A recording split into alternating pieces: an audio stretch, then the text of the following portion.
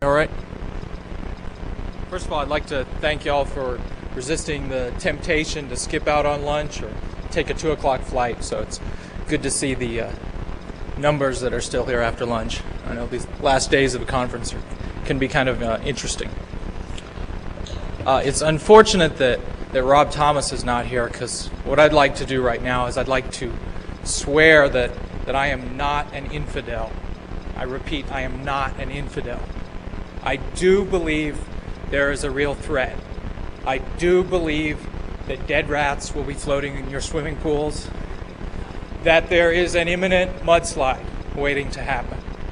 So the goal of this presentation is to provide some clarification on some of the mechanisms and some of the ways that those dead rats can end up in your swimming pool, and that the specific events that could trigger that mudslide. So by way of introduction, I am a security researcher in a small group in Austin. What I've been doing for the last several years is beating up on protocols, finding implementation flaws, finding bugs. So that's what I do for a living. I'm not someone out there who manages routers for a living. I beat up protocols for a living. So you'll see that perspective through this talk. So the goal of this talk is to provide some concrete data about vulnerabilities in BGP implementations. And what I mean by concrete data is I mean actual testing of routers, not theorizing about potential vulnerabilities in BGP or things that could happen, but real data.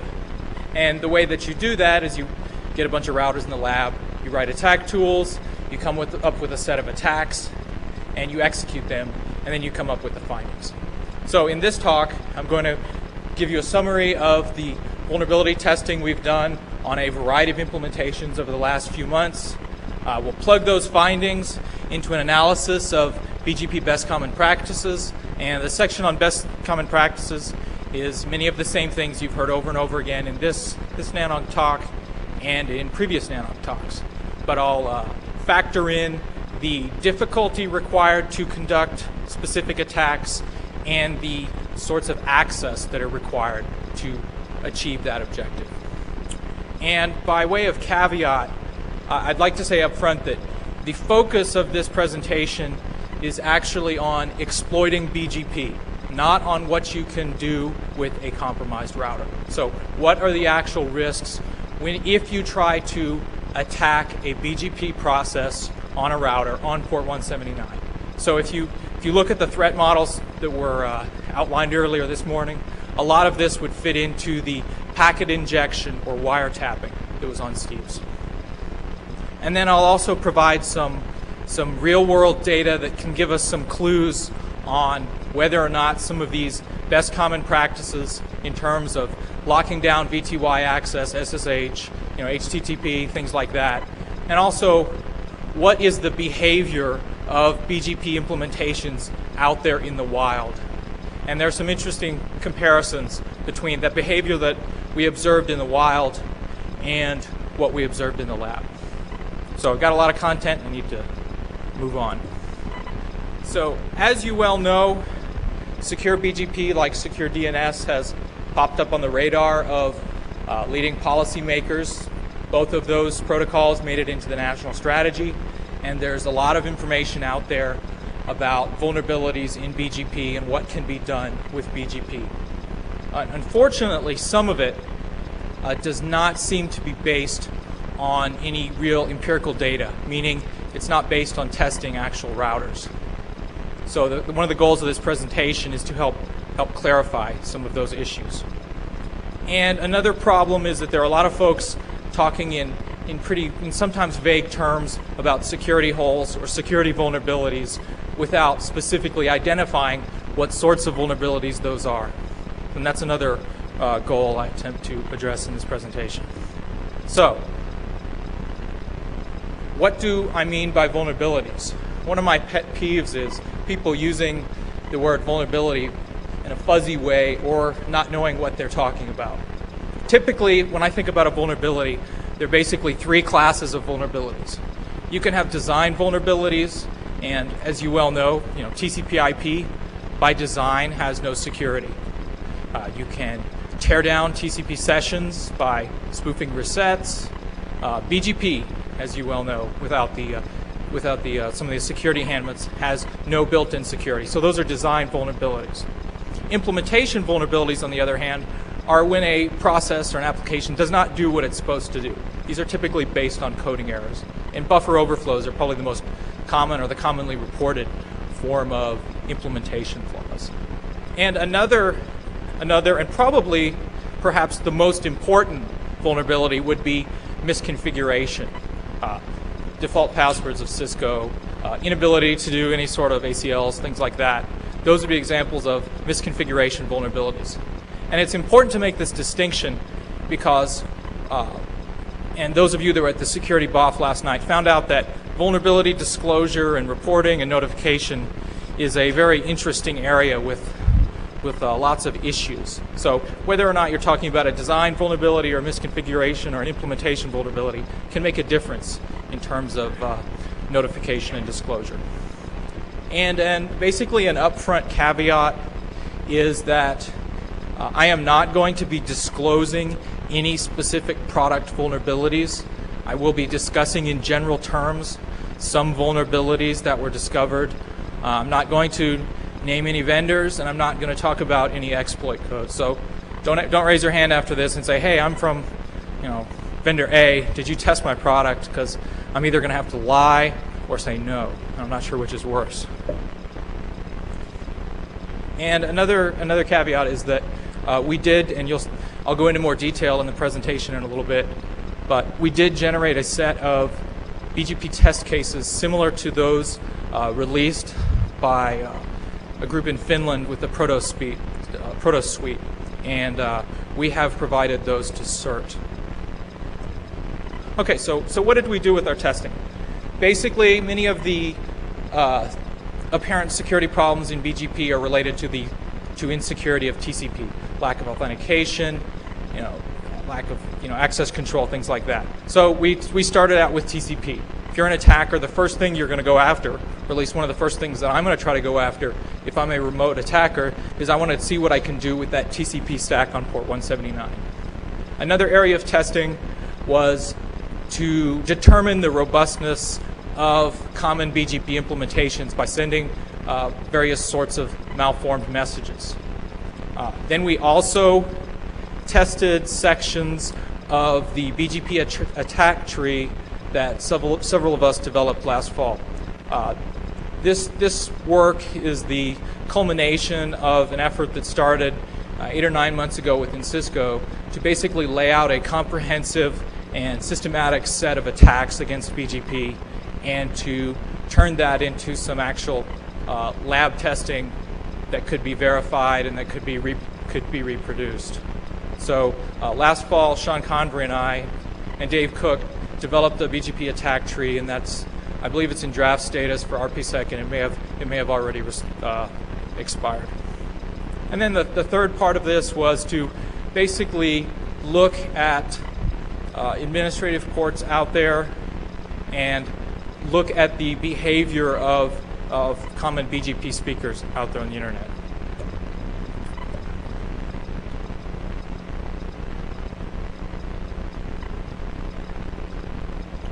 So I know Sue is going to talk about attack trees a little bit in the next talk, but basically the way that attack trees work is you come up with a set of goals that an attacker would attempt to achieve, compromise a process, gain unauthorized access, conduct a denial of service. Those are generally the sorts of generic things that you face with any protocol. So you come up with a set of goals, and then you break down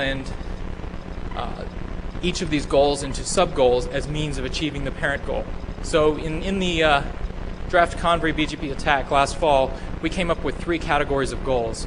First of all were the kind of lowest discrete goals that we had with BGP that we called atomic goals. Compromise, and that can mean a lot of different things, MD5 authentication, establish an unauthorized session, reset a BGP session, spoof a message, things like that.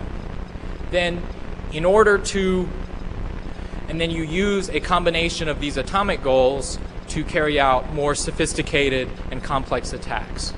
And in order to conduct some of the atomic goals, as well as to conduct the attack scenarios, you use a variety of techniques that may have nothing to do with BGP. Compromising a router, a generic DOS attack that does not require anything to do with BGP, those are all examples of what we call supporting atomic goals. And if you're interested in this, see the draft. Okay, so in terms of the specific testing, what we did was we took the attack tree and we broke it out into specific attacks. And the tests from the attack tree are usually the lowest level leaves of the tree, so to speak. So we looked at what is the behavior of TCP and BGP connection establishment on a variety of routers. What is the susceptibility of common TCP resource exhaustion, aka SYN floods and other sorts of TCP resource exhaustion. We wrote some tools to see how easy it would be to, let's say, write a BGP MD5 cracker for BGP. Try some MD5 flooding, did some updated flooding, and I'll just add that the attacks listed in italics are ones that I had to put at the end of presentation. This was originally over 60 slides, and I had to move a lot of stuff to the end. Then the BGP route insertion via TCP hijacking. This is what most people are talking about. Compromising a link or guessing the TCP sequence number and causing an update to malicious update to be sent. And then the malformed messages. So the goal of this testing was not, and I repeat, was not to do any sort of competitive security testing. Making marketing claims about the presence of other vendors' vulnerabilities is foolhardy at best, just as making claims about the absence of vulnerabilities in your products. So I'm not even going to go there with that. But the purpose was to get a sample of implementation behavior to determine the overall risks of some of these common attacks that have been discussed. And if you see little numbers in parentheses, that means the numbers of implementations that exhibited that behavior. Now, in some cases, I did not include that because there's some really smart people out there that can say, hey, I know what this implementation does, so I can start putting names on these test results. And then I will add that any sort of statistics, CPU utilization, or routing process utilization, or time for a peer to come up or come down, they were not based on a real-life loaded network. There's a diagram in the back that shows our network that we used for testing. So your mileage may vary if this were conducted on a real network. So one of the limitations of some of the existing BGP security work, and in particular, there's a presentation that was at Black Hat in Seattle earlier this spring, and I believe it's going to show up at Black Hat again in Las Vegas, was that they really didn't release any BGP attack tools. So we wrote some BGP attack tools with the goal of validating these tests. We also used a variety of commonly available open source tools, Nemesis, HPing, things like that. And then we wrote a really crude proof of concept BGP hijacking tool just to validate that behavior. Things like DSNF, you've probably heard of these. And then we also wrote a fuzzing package to basically generate the malformed BGP messages. Now, some of these tools we would like to put in the hands of responsible folks. Some of them, there's no way that we're going to do that. But email me, tell me what you do. The goal of this is to basically, put a stake in the ground and saying, here's some tests. We didn't test all the implementations. Folks need to start doing some more testing. So that's something I'll discuss at the end of maybe a good way to distribute tools and test procedures responsibly. So some folks may be wondering, why do you start out with these kind of boring tests up front? Why don't you go immediately to session hijacking or man in the middle, things like that? Typically, when I go after a protocol, you start with the viewpoint of a remote blind attacker that knows nothing about the target, and you determine what that attacker can do. And then you progress to an increasingly more knowledgeable attacker who knows information about the configuration, who the peers are. So you start from the best case scenario and move to increasingly worse case scenarios to see how things stack up. And depending on the level of how far you can get into the session, that determines the susceptibility to certain types of attacks, including TCP resource exhaustion attacks, as well as possibly some malformed messages.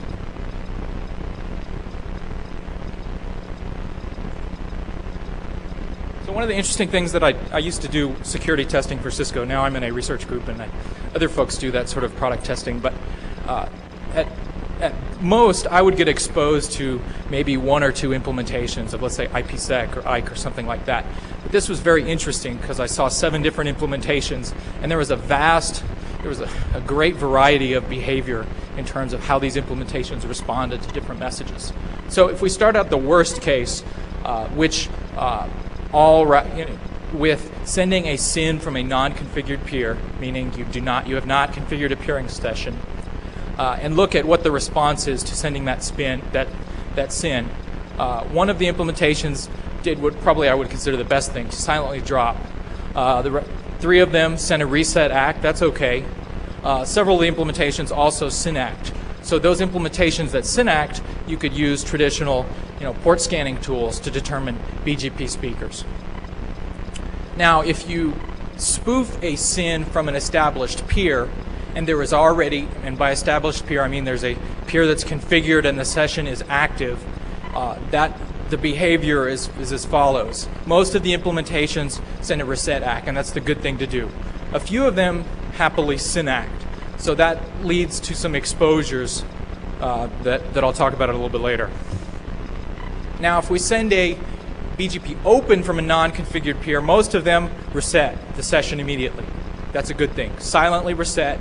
We don't even, you cannot use that to gain any information. One of the implementations sent an open message with an authentication failure. Now, the rest of these, you are sending a connection from a configured peer with an invalid AS, and there are basically 2 different possibilities. Two different possibilities there. Now, I'll add that these tests right here with the open assume that there was not a peering session established, because if there were a peering session established, you would get a reset ACK. Okay, some interesting things that I saw when looking at these implementations.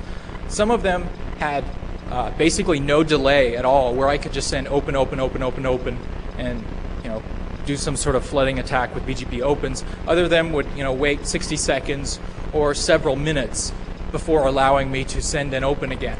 Though during this timeout period, basically I send an open and they send a reset back.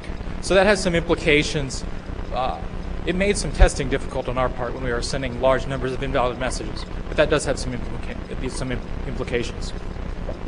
Now, it's also important to notice that, and this should be obvious to most folks, but it's important to put down that none of these, there was no way to send any sort of, send an update if you did not have if you did not use it from a valid peer or with the valid autonomous system number.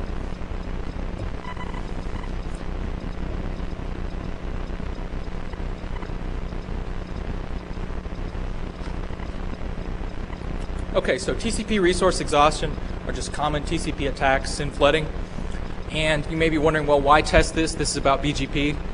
Well, what I found in testing of other TCP-based applications is that there is typically, it's hard to determine what's an application layer problem and what is a TCP problem, and that doing some of the NAPTHA style attacks, and that's in the references, basically conducting resource exhaustions attacks beyond the first SYN receive state, you can have some aberrant behavior or sometimes crash the application. So just for the sake of comprehensiveness and to see what would happen, we did the TCP resource exhaustion attack. And they're basically, you're trying to exhaust TCP at 3 different states. Now, it's important to distinguish that I'm not talking about link saturation, I'm not talking about filling up queues, I'm not talking about sending packets that get punted up to the CPU that cause problems that way. I'm talking very narrowly just about TCP. So if on the implementations that would happily SYN-FLOOD, or that would happily SYNAC, whether it was from a valid peer or not, we saw a 5 to 6 minute delay in establishment of the BGP session. So basically what we did was I start SYN-flooding, clear the BGP session, wait for it to come back, so it could take 5 or 6 minutes. Now sometimes if we put access lists on the peer to prevent the peer being attacked from sending its connections to the other peer, the session would never get negotiated. So what we saw is that typically in order to do a successful SYN-FLOOD to prevent BGP sessions from being negotiated, you would have to attack both sides of the conversation, and you first would have to reset the session. And that's relatively hard to do. Now there are some issues, potential issues with implementations that happily SYNAC packets in terms of resource exhaustion past that SYN received state. So TCP sequence number attacks, tearing down sessions, are one of the the most common attacks mentioned. Like in Sandra Murphy's threat document, she talks about basically how any outsider can spoof a reset and tear down a peering session. Now, that's actually turns out to be harder, at least what we found, that it was harder than what some folks have thought. First of all, as you well know, default TCP behavior is to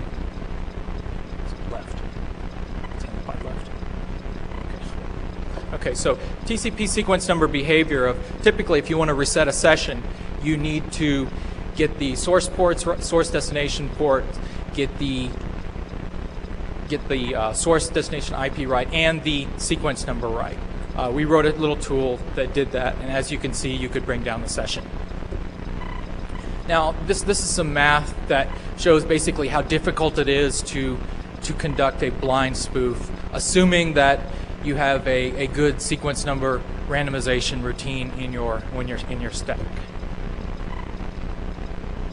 So what we saw was that if you guessed the sequence number, or if you gained network access, meaning you were in line, you could obviously reset the session, and it would cause about a minute for it to be down. Now there are some research there that says it's easier to go after the initial sequence numbers, but what we saw was that in order to do that, you have to have a lot of SYNACs coming back to be able to characterize those initial sequence numbers that are generated. So basically what we saw is that it's harder to conduct TCP resets than some folks have claimed. And if you implement best common practices, they should be virtually impossible. Okay, TCP hijacking, this is what most folks have talked about. We wrote a little tool that allows you to send the update to the router, and this was just based on sniffing the traffic. It was written in libnet and libpcap, and you can see that it successfully inserts the update. ARP spoofing is also a means of basically taking over a peer, but you have to have local access to that segment in order to conduct those sorts of attacks. In terms of one of the sets of tests we did was to generate malformed messages, and that's commonly referred to as fuzzing, and that's one way of finding security vulnerabilities in products. It's probably not the best way. The best way would be to do a code review, but we didn't have the source to all the implementations we tested. So a lot of folks are using fuzzing to test implementations. So basically the way this works, there was originally a tool called ISIC. I don't know if any of you have heard of it, that it generates a lot of invalid packets. Now the problem with ISIC was that really smart or not so stupid implementations, if the first few bytes of the message, and I'm talking generically, not just about BGP here, but the first few bytes of the message, if they are not valid, typically the implementation will just drop them. So the goal of our tool was to basically embed those invalid messages deeper into the packet. And we generated about 800 test cases for the open to determine the susceptibility of these malformed messages. So this would be an example of a simple malformed open. And you can see that there's the valid 16 bytes of the marker up front, and I believe that the length is actually valid as well, but the type is not a valid BGP message. So in most cases, this should be dropped by the implementation. We did the same thing for the update. And basically our test results, especially if you compare these to the results from SNMP, these seem remarkably positive. One of the problems with SNMP is that you saw the same problems showing up in everybody's implementation. We didn't see that. The problems that we found were unique to the implementation. And out of 1,200 test cases, we only found four distinct flaws. And 3 of these flaws, you actually had to be a configured peer and know the valid AS to conduct that attack. So here are just some recommendations based on looking at all the implementations, and this is probably more appropriate for vendors. So what we did next was we took a threat, we looked at 3 different threat models, a blind attacker, a non-blind attacker, and a compromised router. I think it's made eminently clear that basically all bets are off if you compromise the router. Things get progressively better if you're just talking about a non-blind attacker, someone just gaining access to the wire, and then a remote blind attacker. Now, in terms of the best practices that we used to validate these tests, I'll just talk about the ones that we added, and those are in red. The rest of these are fairly well known. We added some layer 2 best practices, which are probably more appropriate for shared media environments. So applying the best practices, we found that if you apply the best practices, conducting the TCP attacks to exploit BGP are virtually impossible. You know, in security, you never say never, but they're virtually impossible. Non-blind attacks, if you don't apply the layer 2 best practices, you'll have some susceptibility. And once again, all bets are off with compromised router. So big surprise, compromised router is the worst case scenario. But compromised routers in and of themselves don't have anything to do with BGP. And I know this is kind of an exaggeration, but you don't hear many folks talking about replacing, you know, SMTP or HTTP just because folks are compromising web servers or mail servers. Now, this shouldn't be taken as a reason not to pursue secure protocols, and that's a bit of an oversimplification. But all of the attacks that we looked at did not. If you're just going to talk about attacks that use BGP, the range of attacks is significantly limited. Okay, so basically what we wanted to do was we wanted to look at our best practices actually being applied out there. We came up with a list of routers and we did very non-intrusive. We sent very non-intrusive probes, basically 4 SYNs, and within the SYN payload, there was actually a message saying this is not malicious activity. It provided an email and said, please contact us if you have any concerns or question about this. Now, interestingly enough, how many responses do you think we got after sending out this? No, we actually got 1 from a government agency. So we all, assuming we got a SYNAC from a port 179, what we did was we sent a valid formatted open to see what we got back. Now, here are the results. Basically, we discovered, you know, of our total number of routers, you know, 115,000, we found approximately 4,600 that SYNAC'd. We found 3,000 that reset. The vast majority have sent no response. Now, those could be filtered, or there could be firewalling or something like that. In terms of the BGP opens, I was quite surprised to see the large number of opens or notifications that were sent back, because this did not, because these were all from non-configured peers. These probes were sent from the Cisco DMZ. So these source IPs of our packets should not be peers. So we got a large number of BGP messages back. Now, on the right column there, basically that data shows the number of SYNACs we received from SSH, Telnet, and HTTP.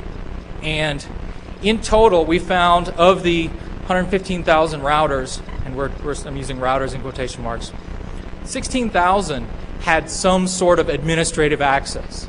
That's a problem. That points to that issue of compromised routers right there. And the total number was 14% of the routers had some sort of administrative access. On this next slide, I have some interesting country breakdown. And I guess old Europe gets the award for the best secured routers. So Spain, France, and Great Britain had the lowest percentage of routers that had admin access. So basically, in conclusion, this first bullet here should be no surprise. It's kind of common sense, but it was good to provide some real data to back this up. Compromised routers are the biggest problem. These remote blind attacks are, in our estimation, not the problem that some folks have made them out to be. Also, that if you apply best common practices, both for BGP and TCP in terms of access control lists, you can pretty much mitigate most of the TCP attacks, including SYN flooding and also injecting data. And kind of this last point here is, and this is kind of came to me after listening to Rob's very entertaining presentation last night at the BOF and also earlier. Attackers are lazy. Why do all this stuff using TCP sequence number attacks, having to guess all this stuff, or use ARP attacks or to compromise a local host when you can just own the box? And one more slide, and then I'll open up for interrogation. So basically, encourage folks to do testing of their products. Security testing is always a good thing. Implement BGP best common practices. This is beating a dead horse. And this, force folks to, be more specific when they're talking about BGP vulnerabilities, because it's not all or nothing, and it's maybe not as simple as folks would make it out to be. More testing is needed, and a combination of folks, whether it's researchers, customers, or vendors themselves, they all need to take part in the testing. Okay, now I'll open up to the queue that's forming. There's a queue. Quick question. When you were looking at fuzzing packets, injecting malformed updates, were you looking at specifically at one of the side effects, whether you could actually generate a notify message, or were you looking at whether the router crashed or whatnot? What we've seen is really interesting is playing with some of that, constructing messages that are subtly wrong, is that it is possible to construct messages which router A or vendor A will actually pass on to vendor B, which will then say, bad, error parsed correctly, and then cause notify storms, in some cases even being a few ASs away, be able to cause different vendors to not be able to talk to each other well. So basically, sending some sort of invalid update that gets propagated all along, right? Transitively by some router vendor. We actually were just looking at the first message, so we did the opens and then looking at the response to I would encourage you to do a lot of work, and we could talk about this on the malformed updates, because I think that's a pretty big open vulnerability. Yeah, the ability to cause notifies remotely, and it's happened at an anog, during an anog actually, when there was AS zero appeared in AS paths, and it prevented Bays and Ciscos from talking to each other. That was quite yeah. Given the complexity of some of those message formats, there could be some issues. I'm Steve Bellevin. Thank you very much for conducting these tests, especially after the SNMP ASN.1 stuff a year or so ago. It's very reassuring to hear that we don't have similar glaring vulnerabilities in BGP. I would add one caveat. If you have BGP sessions that are going more than one IP hop, and you've got IGP security problems, that means that attackers don't. It improves the odds for of staging a non-blind attack. So it should not be sanguine if you've got multi-hop BGP. Yep, I agree totally. And I guess I'll be last. I'm Sue Harrison. In this moment, I'll act as IDR co-chair. So one question I have that I'd like to know is, did you use the unconfigured option in the new finite state machine? Were these peers unconfigured? There are some things that allow non-configured peers. So did you restrict your research to configured peers? It was just to configured peers. Okay.